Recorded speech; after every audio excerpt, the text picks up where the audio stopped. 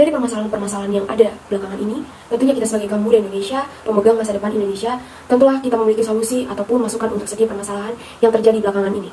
Nah, kali ini saya akan bertanya kepada teman saya, Misko, bagaimana pandangan kamu terhadap pemahaman kaum muda Indonesia tentang budaya Indonesia?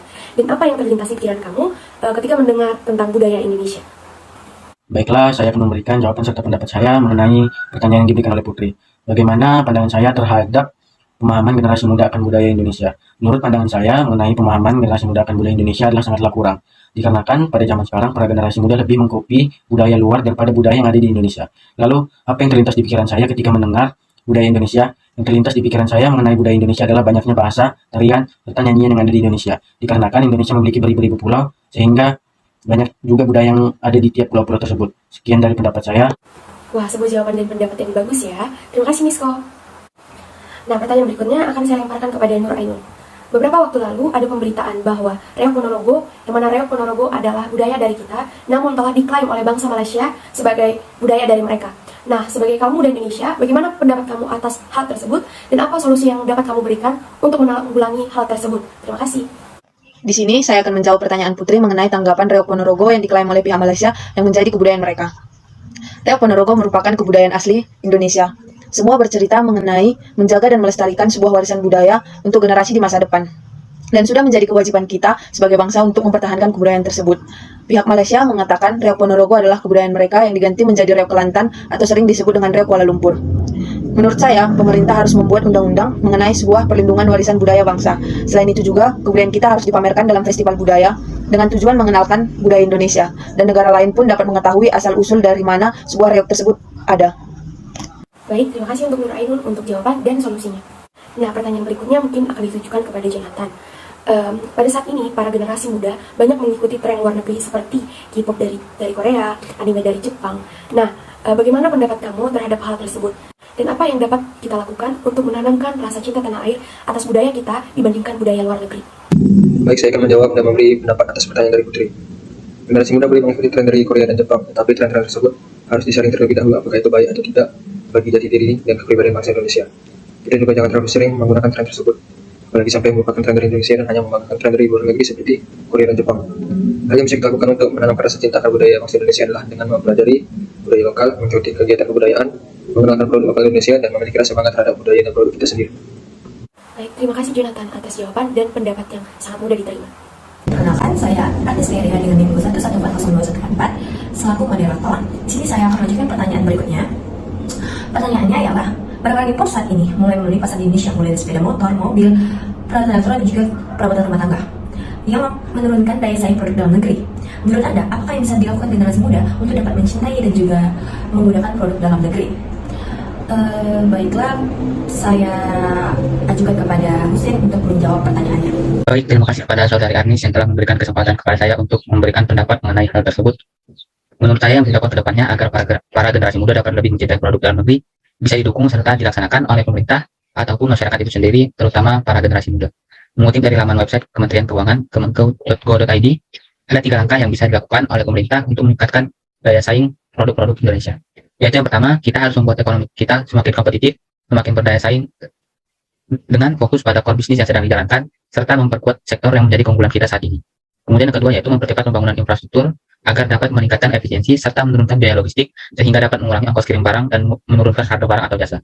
Yang ketiga, melanjutkan deregulasi dan debirokratisasi, yaitu menyederhanakan aturan, menyederhanakan regulasi, serta prosedur yang berbelit-belit sehingga dapat meningkatkan daya saing dengan memudahkan prosedur yang berbelit-belit tersebut.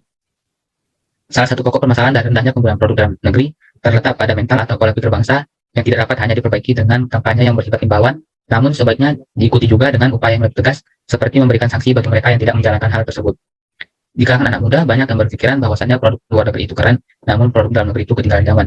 Sebaiknya kita sebagai pemuda dan pemudi Indonesia harus mulai menanamkan pada diri kita masing-masing bahwasannya produk dalam negeri juga banyak yang bagus kualitasnya serta sesuai dengan perkembangan zaman saat ini. Mungkin itu saja yang dapat saya berikan. Saya kembalikan kepada saudara Arnis. Terima kasih atas jawabannya. Saya lanjutkan ke pertanyaan berikutnya. Bangsa ini mulai mengalami berbagai masalah, mulai dari masalah korupsi, perekonomian, masalah ketidakadilan hukum, juga sebagainya.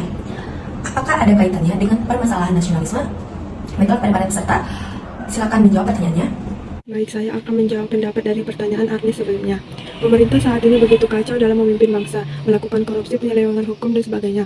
Seandainya pemerintah memiliki rasa nasionalisme, kecintaan besar akan tanah air, mereka tentu akan berusaha memimpin bangsa dengan lebih sungguh-sungguh. Mereka tentu akan mengerti bahwa jabatan pemerintah bukanlah sekadar profesi untuk mereka dan bukan juga sekadar usaha mencari uang dan popularitas, melainkan sebuah tanggung jawab yang mulia untuk mengabdi bagi bangsa, sehingga mereka akan lebih serius dan habis-habisan berusaha menjatuhkan bangsa. Terima kasih atas jawabannya. Saya lanjutkan ke pertanyaan berikutnya. Beberapa saat lalu muncul lagi kasus di mana para korban dari tindak kriminal menjadi tersangka karena membela diri mereka dari pelaku kejahatan. Hal ini merupakan puncak dari keresahan masyarakat tentang hukum yang masih simpang siur, tentang keadilan berupa hak masyarakat untuk membela diri.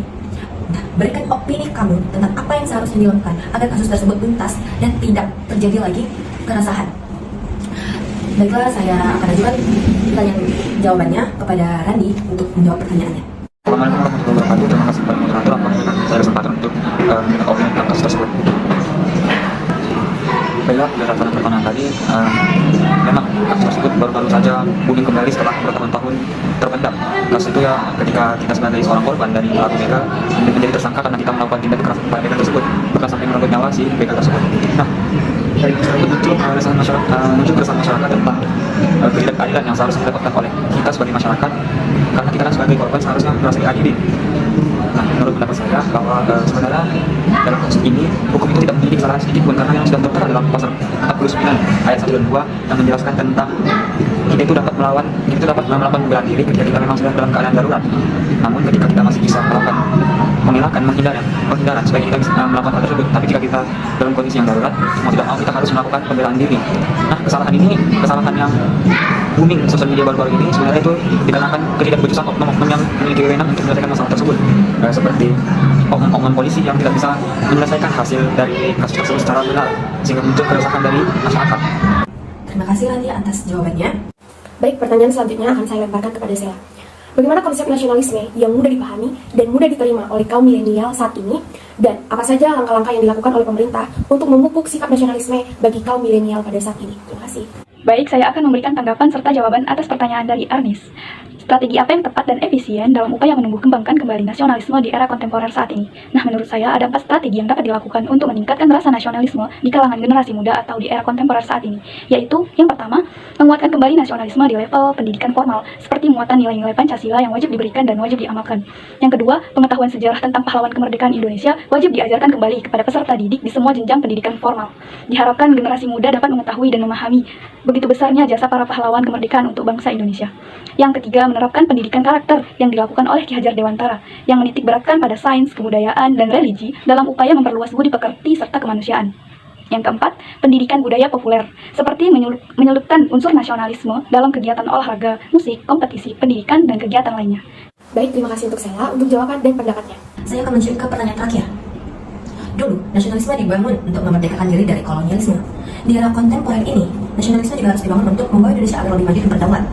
Oleh karena itu, strategi apa yang tepat dan efisien dalam membangun dalam upaya menumbuh kembangkan nasionalisme di era kontemporer ini? Baiklah, pada peserta yang ingin menjawab, silakan menjawab pertanyaan berikut. Baik, saya akan menjawab dan berikan pendapat dari pertanyaan yang diberikan oleh Arnis sebelumnya. Jadi, usaha yang dapat kita lakukan sebagai generasi muda untuk menghentikan praktik korupsi di Indonesia, yaitu yang pertama, aktif dalam melaporkan segala tindakan yang berbau korupsi, baik di lingkungan sekolah maupun lingkungan keluarga. Kenapa lingkungan sekolah dan lingkungan keluarga? Karena itu dimulai dari lingkungan yang terkecil, sehingga kita dapat menerapkannya untuk masuk ke lingkungan yang lebih besar. Yang kedua yaitu menerapkan sikap anti korupsi dalam diri hingga lingkup organisasi, karena tindakan tersebut dilakukan oleh diri kita sendiri, sehingga kita harus menanamkan sikap anti korupsi untuk menghindari terjadinya korupsi pada diri kita sendiri.